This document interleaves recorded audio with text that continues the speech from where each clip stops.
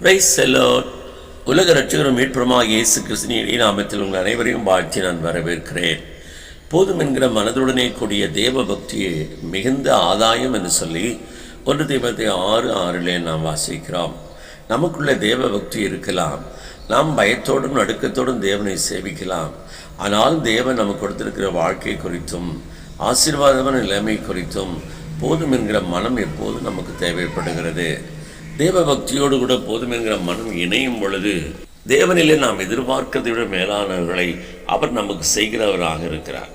பக்தனாக யோபு தன் வாழ்க்கையில் எல்லாவற்றையும் இழந்து ஒன்றுமில்லாத நிலைமையில் வெறுமையாக இருக்கும் பொழுது அவனுக்குள்ளே காணப்பட்ட ஒரு தேவ பக்தியை நம்ம அனைவரும் அறிந்திருக்கிறோம். கர்த்தத்தில் நன்மையை பெற்று நாம் தீமையை பெறக்கூடாதா என்று சொல்லி. அதோடு கூட மாத்திரம் அல்ல, யோபின் புஸ்தகம் 29ஆம் அதிகாரம் 2ஆம் வசனத்திலே நாம் வாசிக்கிறோம். சென்று போன மாதங்களிலும் தேவனை காப்பாற்றி வந்த நாட்களிலும் எனக்கு உண்டாயிருந்த சீர் இப்போது இருந்தால் நலமாயிருக்கும் என்று சொல்லி.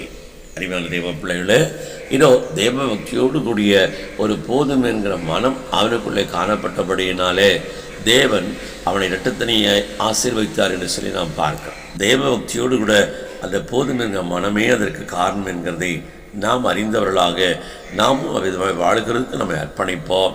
தேவன் நிச்சயமாய் உங்களில் பெரிய காரியங்களை செய்வார். ஆமென்.